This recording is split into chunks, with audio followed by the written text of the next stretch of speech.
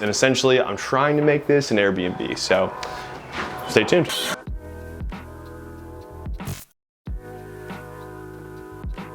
So right now I'm over here on 26 and Madison in Kansas City, Missouri.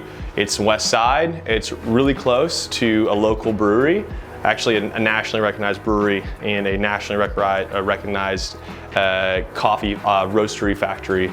So right now we got Drew, we got Brock. We're gonna go through the property, throw some ideas together and how we can do the highest and best use, what finishes, and essentially I'm trying to make this an Airbnb, so stay tuned. If the whole goal of this is have a duplex, okay? So it's a little funky layout. I would like to open up the kitchen. I don't know if like a chimney is running up through here. Yeah, that's probably. Remember that brick stack you saw downstairs? But that would be awesome if we can expose this right here, make it brick. That'd be cool. Yeah. But like if we could do that, that'd be awesome. And then open up this entry. Depending upon how much we can open this up, I mean, I'm sure we should be able to open up maybe this side of the wall. Yeah, we could probably open it up from this side and then take this side back to this. That chimney? This chimney. Okay. Need the full windows? I don't think we need the full windows. I think we could have two upper windows. Okay. Two upper windows, and we can maybe have some countertop space right here. Okay. Depending upon what we do, we could, depending upon how much of this wall we can remove once your structural engineer gives us the go ahead, maybe we could do a little bit of an island out, have some stools. We could do a little circle, kind of half circle island. Yes, that's that way it's a kind of a transitional breakfast nook where you get both sides. Yep, totally. So my idea on this is like, how can we do creative stuff on it to get the appeal to someone that's trying to travel, right? Kansas City. Yeah, exactly. This right here, I kind of was thinking is like, kind of like an office space, or like maybe just have it as an office space for someone. Like it's just the right size to be an office space. This is a really beautiful fireplace. So I want to keep this. Okay. I just don't think it makes sense to open up this wall because that's the bedroom behind there. Maybe just keep the bedroom and probably just put a door right here. Maybe even like a see-through door or a glass door. Or yeah, you could open this up a little bit and do some sort of French glass door. So that way it's you got the nice appeal of an office, but doesn't feel tight and enclosed. Definitely. I also want like a lot of things with kids, like how can I have a playroom for kids?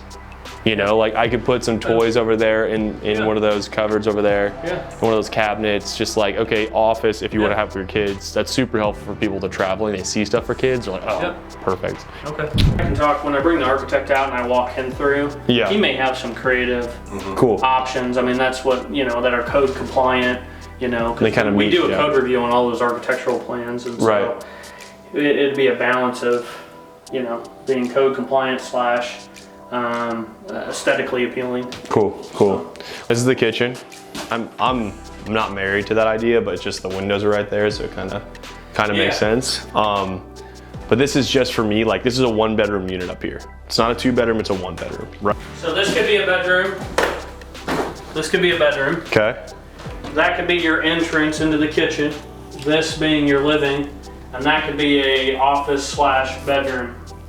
Okay. Does that make sense? Yeah, no, for sure. I mean, honestly, it makes me more profitable to have it as a 2-bedroom, and it makes it more beneficial for appraisal. So I'm about it. It'll be a non-traditional layout. Your kitchen isn't directly tied to your living, but you have the space to walk over. Yeah. So this is the bathroom.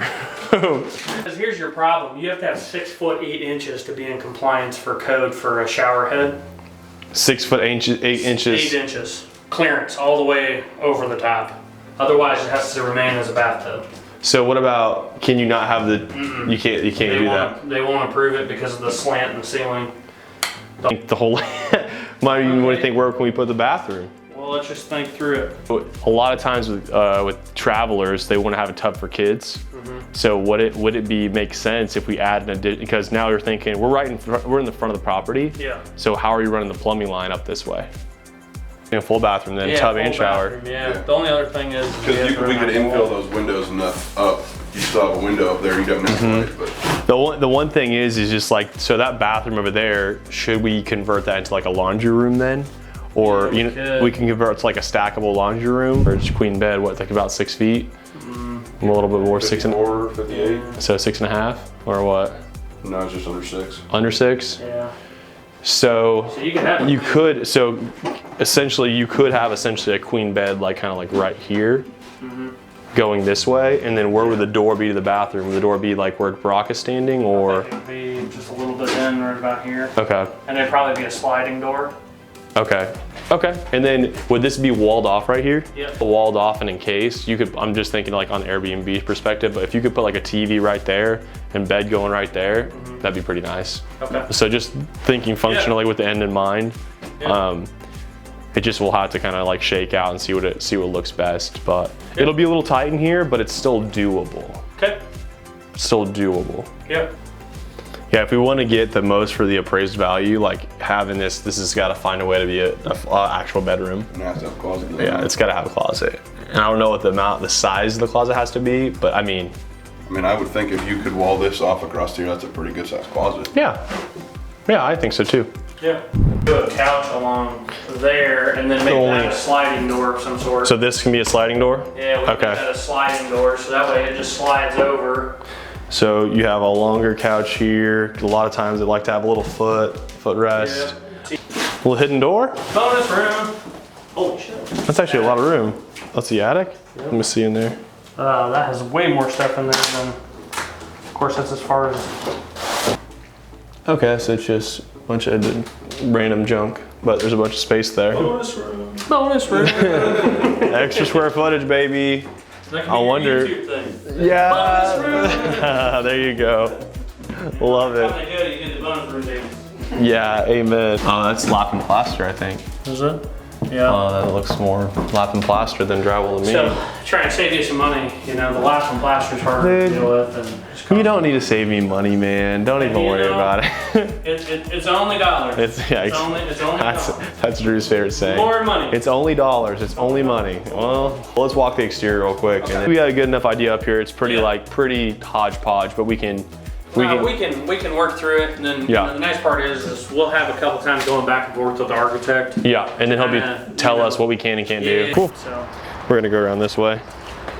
So yeah, let's get the grass mowed. I think it's not a bad idea because we're about to walk through freaking jungle.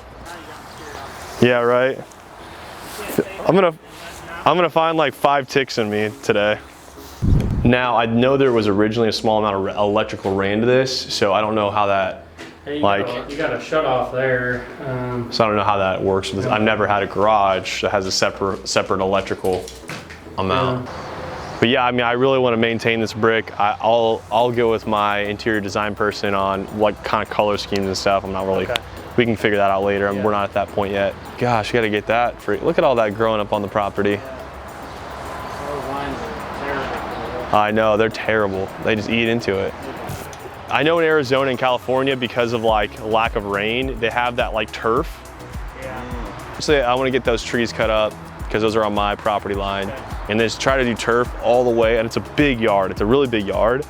But I just think it'll have a pretty nice factor to it. And it's something, one of those things where it's like, it's going to be more expensive. Yeah. Let's just see what it costs. Okay. Arizona and California are doing it, so I kind of want to be a pioneer in that regard and doing that. So, option your shoes? Yeah. So like, I can do 2 things.